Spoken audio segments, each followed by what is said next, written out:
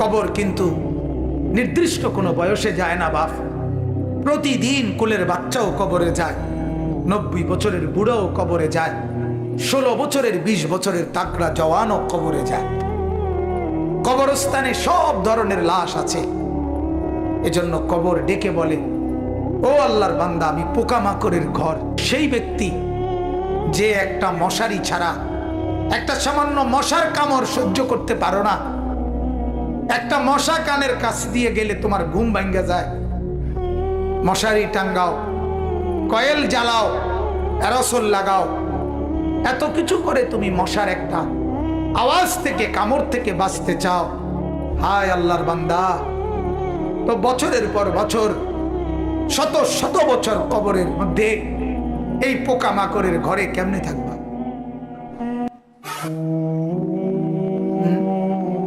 বলেন। কবর প্রতিদিন বলে, আনা বাইতুল ওয়াহদা, ও আল্লাহর বান্দা, আমি কিন্তু একাকী ঘর, একাকী ঘর, কেউরে পাবা না, কেউরে না।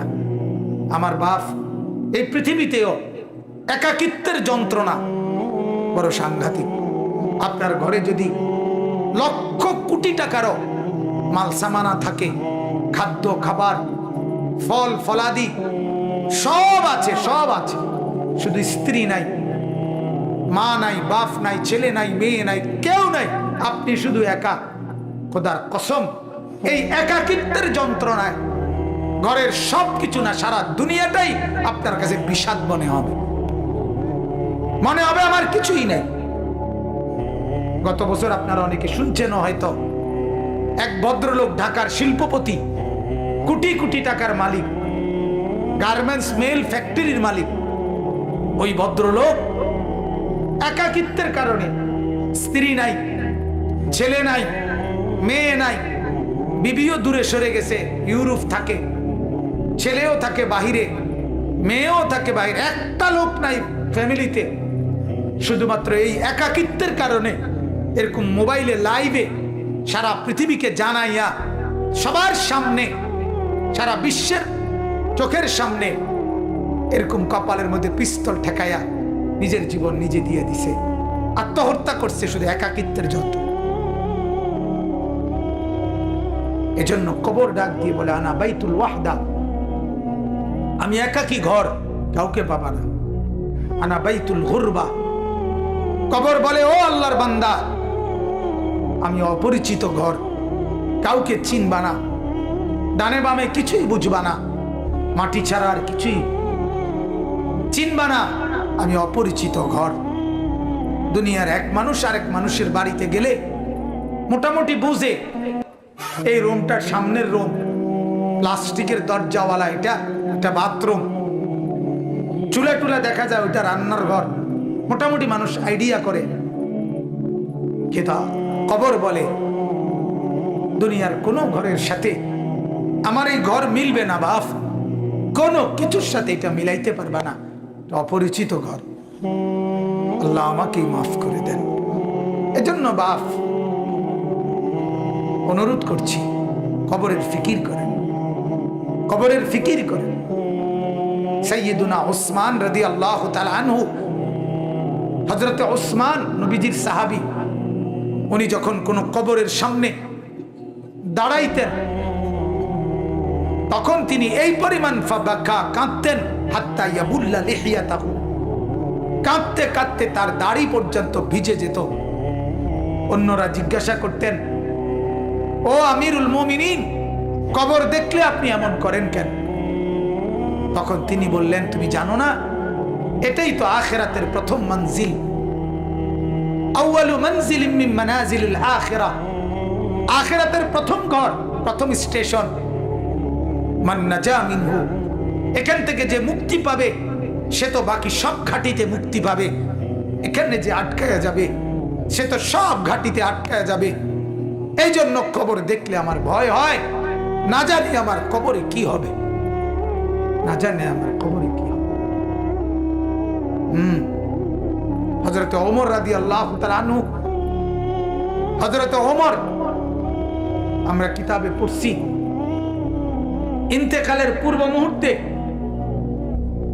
ওনাকে বর্ষা ছুরি দিয়ে আঘাত করা হয়েছিল এক কাফের বেঈমানে, নামাজ অবস্থায়, ফজরের নামাজ পড়া অবস্থায়।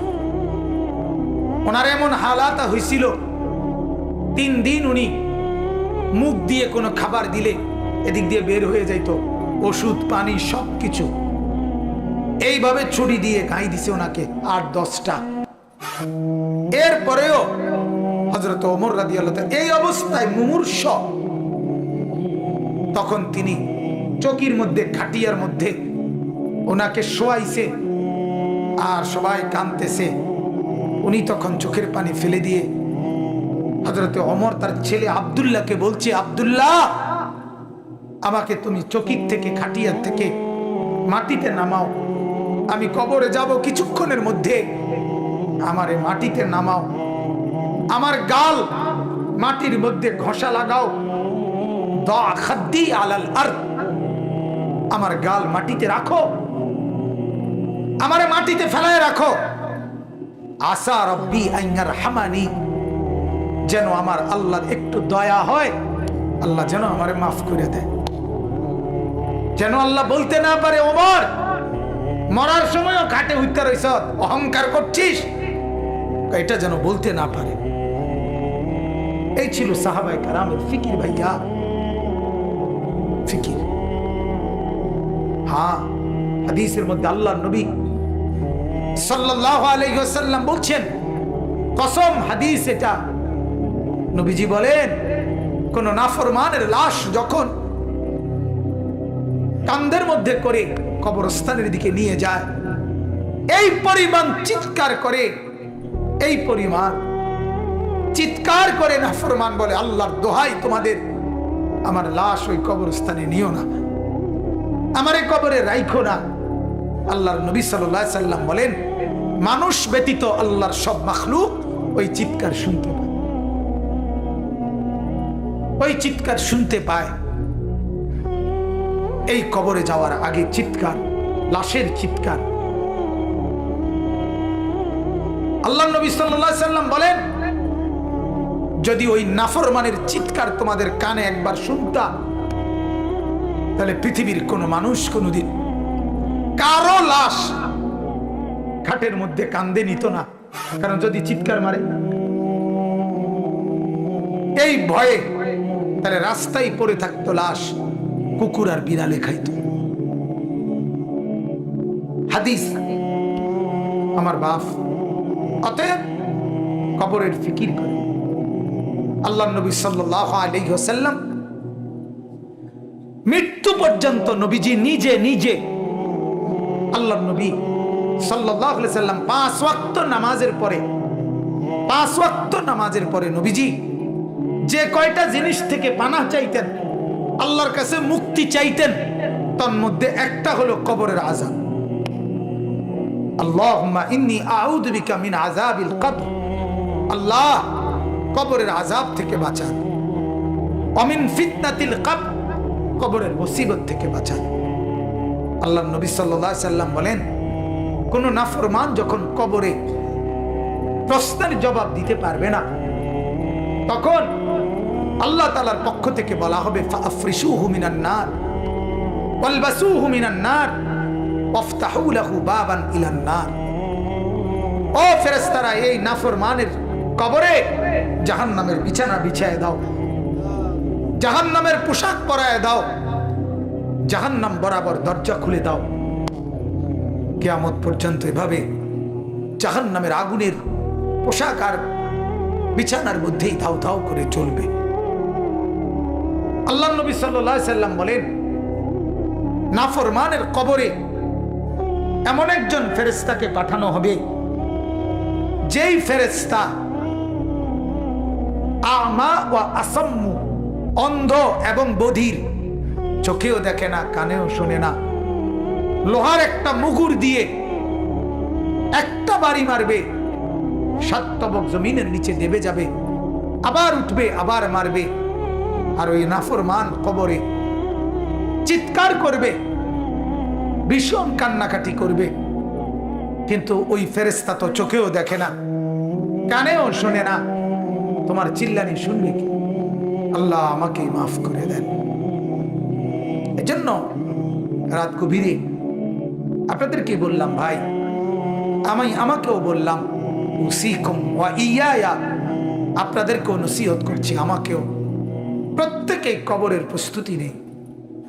আল্লাহ তাআলা বলছে, বান্দা কি হলো? বান্দা হলোটা কি? মাটির উপরে একটা ঘর, সেটারে কত যত্ন করে সাজাইলা, কত দামি টাইলস, কত খাট পালং সোফা, ফার্নিচার, ফ্রিজ, এসি, দরজা জানালা, কত সুন্দর করে মাটির উপরের ঘর সাজাইলা। আহা বান্দা, তুমি কি জানো না মাটির নিচেও তো তোমার আরেকটা ঘর আছে? সে ঘরের নাম কবর। ওইটাকে সাজাইলা না কেন? ওই ঘর সাজাইলা না কেন? মাটির উপরের ঘর যদি সাজে খাট পালং আর সোফা দিয়ে, তো মাটির নিচের ঘর সাজে জিকির তাসবিহ তেলাওয়াত দিয়ে, আল্লাহ তাআলার গোলামি দিয়ে, সেজদা দিয়ে, নামাজ দিয়ে, হালাল ভক্ষণ করে কবরের ঘর সাজা।